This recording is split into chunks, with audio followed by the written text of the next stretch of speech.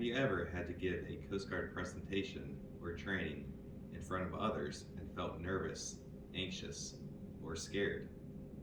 Well, don't worry, because today we will be going over presentation skills. I am Senior Chief Felchner, and welcome to class. There are two different types of communication. Those are verbal and nonverbal. We will start with verbal. We like to call this the 6 P's of verbal communication.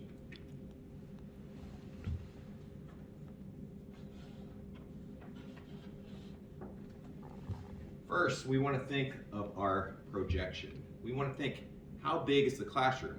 How small is the classroom? I want to project my class to the back of the classroom. Or if I'm talking to somebody in the front row, I might want to lower my voice a little bit. Next on the list is pitch. This is the rise and fall of verbal communication. Right? We want to maintain a steady, nice flow with our words. We don't want them rising and falling like a roller coaster. That might be a little distracting to the students.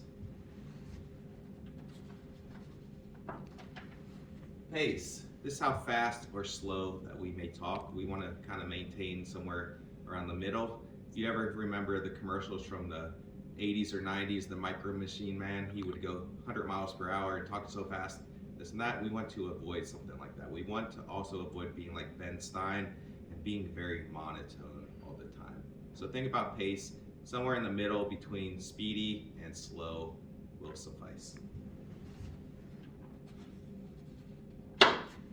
Pauses. We want to utilize pauses every now and then, because what that does is it allows us to collect our thoughts instead of being tied up, and then every time that we're going too fast and we do not utilize our pauses, we probably stumble a little bit and it does not come across as clear language.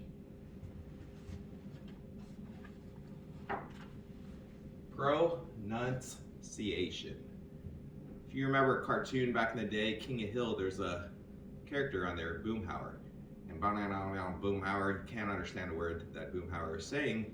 So we want to make sure that we pronunciate each syllable, especially when we're reading off of a script. The faster you go, the more you're going to jumble and mumble your words together. And last, but definitely not least, we have our fillers. These will be words such as like, and before you know it, your classroom will be counting how many ums or ahs or likes that you say, and it's very distracting, and before you know it, they will not be paying attention to the main lesson, and they will be counting your ums and ahs. So one way that we prevent these fillers is by pausing a little bit. So remember to pause to prevent a filler. Next up, we have our nonverbal communications.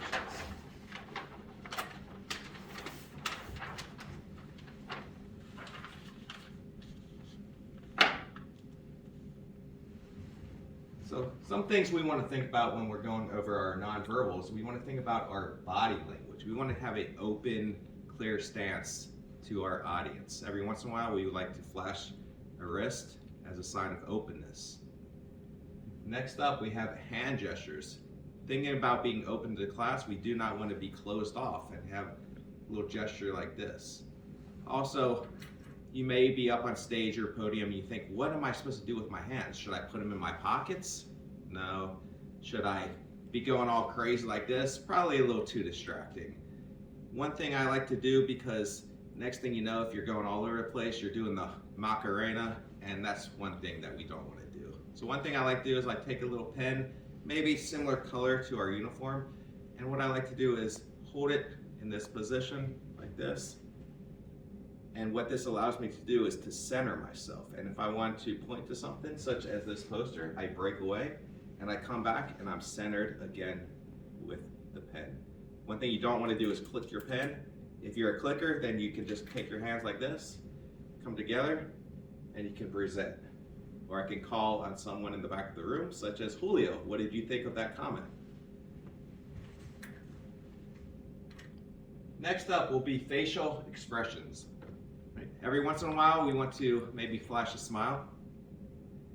We don't want to always look upset as well, because we want everyone to feel comfortable in the classroom. So remember, this is a serious thing. You're up on stage, but also kind of make it fun. Smile, maybe go, if someone had a really good thing, that's a really good point that you made, Stephen.